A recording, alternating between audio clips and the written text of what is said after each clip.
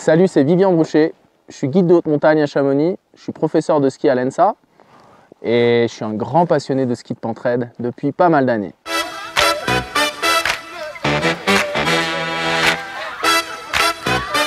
J'ai une formation de skieur alpin, j'ai couru pendant des années en compétition en ski alpin. Ensuite, j'ai tourné vers le ski cross et aussi le freeride. Et c'est vrai que je me suis vraiment trouvé sur le ski de pentraide très naturellement parce que c'est la combinaison des deux disciplines dans lesquelles je me fais vraiment plaisir, le ski et l'alpinisme. Et il y a aussi un élément qui est important, c'est le fait d'être né et d'avoir grandi à Chamonix. Je pense que tu es toujours bercé par la verticalité des montagnes.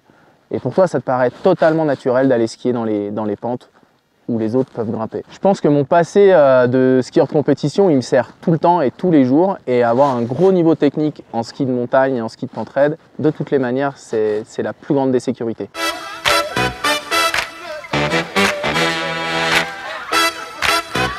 Le premier film de ski est un peu comme le dernier d'ailleurs, c'était un projet très instantané, pas du tout prévu.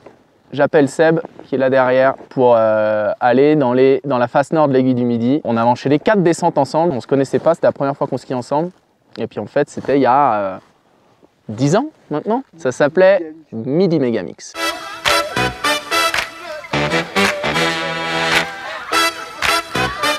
Les personnes qui m'ont inspiré, il y en a plusieurs. Je pense que c'est avant tout des montagnards. Je penserais, c'est sûr que Pierre Tardivelle, c'est clair que Anselme Beaud aussi en a fait partie. Et après, en fait, je suis aussi beaucoup inspiré des autres disciplines. Un personnage comme Candide Tovex m'inspire beaucoup par sa créativité et par toutes ces choses. Et moi, je crois vraiment à la mixité des disciplines et prendre du bon dans des disciplines pour les amener à la nôtre.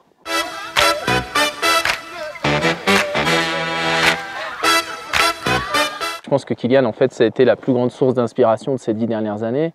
C'est un personnage qui te transcende, qui t'amène à ton meilleur niveau et en même temps qui a tellement d'humilité que tu trouves ça facile. Donc le suivre, c'est pas compliqué en fait. Tu lui donnes tout ce que tu as dans ton sac, tu lui donnes à lui et en même temps, il t'attend toute la journée. Hein. Et j'ai toujours compté le double d'horaire de lui, tout le temps le double.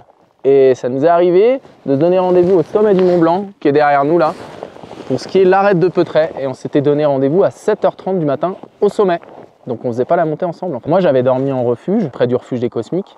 J'étais parti, j'étais monté par les 3 monts. J'étais au sommet pile à 7h30. Et là, Kiki, il n'arrive pas. Et en fait, lui était parti des Ouches à la journée, le matin, pour me rejoindre. Et en fait, il avait oublié sa frontale. Donc toute la nuit, il était avec son portable pour monter. Il avait pris un tout petit peu de retard, il est arrivé 30 minutes en retard, donc ça allait. Et après on a traversé et on a skié l'arête de Peutret, qui est probablement une des plus belles descentes que j'ai fait dans le massif.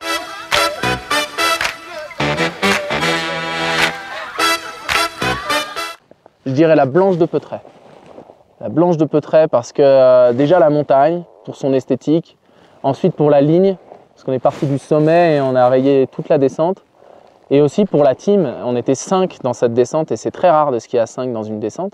La combinaison de toutes les choses fait que cette descente, qui au départ m'avait inspiré, parce que la première descente c'était Anselme Beaud et Patrick Valençon, c'était en 77, pouvoir nous y aller à notre manière des années plus tard, voilà, ça montre que l'histoire continue.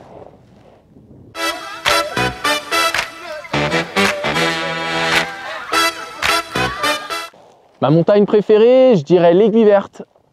Pourquoi? Parce qu'en fait, alors c'est très connu des alpinistes, mais pour moi c'est une vraie belle montagne de skieurs parce que toutes ces faces peuvent se skier. Il n'y a pas un itinéraire facile. Donc c'est que des grandes descentes et puis j'ai eu l'occasion de pouvoir ouvrir des itinéraires un petit peu différents dans le couloir Couturier avec Seb qui est là et au Nant Blanc. Au Nant Blanc avec Paul Bonhomme, ça c'était en 2018 et c'était le deuxième film qui était Entre les lignes, qui retraçait un petit peu ça.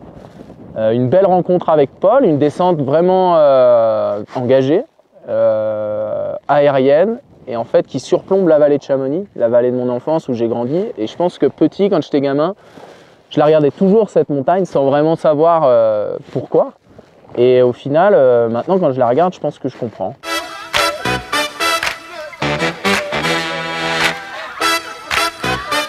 Le rôle des compagnons de cordée en pentraide, il est vraiment essentiel et en fait moi j'ai fait quasiment toute ma formation quand j'étais jeune, j'ai beaucoup skié avec des snowboarders, les frères Charlet quoi. J'ai commencé avec Babs Charlet et ensuite Douds, Charlet, Jonathan, des grands champions, hein, champions du monde de freeride, et en fait ils ont toujours eu une lecture de la montagne qui m'a beaucoup inspiré. Et le compagnon de cordée en montagne, ce qui est rigolo, c'est qu'en pentraide, tu n'utilises pas la corde quand tu es en train de grimper à la montée, et tu l'utilises pas non plus à la descente.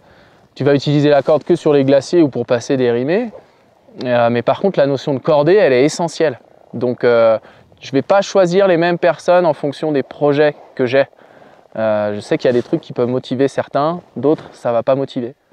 Et par exemple sur notre dernier projet, des Diamants des Alpes, l'idée c'était de partir de chez moi à Valorcine et de partir à vélo et de rayonner à travers le Valais et à travers vraiment les sommets un peu iconiques des Alpes. Et là pour trouver des gens motivés, c'était pas facile. Il fallait trouver à la fois des gens sportifs, des gens qui aiment bien se mettre des missions, des gars à qui ça fait pas peur de dormir au bord des routes à côté du vélo. Et pour ça c'est clair et c'est évident que j'ai appelé Seb, qui était vraiment qui était le top pour ça. Ça pouvait pas être mieux. Et Matt Navio, pareil, et on n'avait jamais skié ensemble en montagne. Ça a été une super belle rencontre, un super bon gars. Et je pense que voilà, l'énergie de tout ça, on n'a pas skié de la super neige, on n'a pas eu des bonnes conditions. Mais finalement, on a vécu un projet super fort qu'on retrace à travers ce projet film qu'on vous propose, Diamants des Alpes. Diamants des Alpes, il va être montré à Montagne-en-Seine. La première, elle va être le 15 novembre au Grand Rex à Paris. Rendez-vous à Montagne-en-Seine. Ciao! Wouh!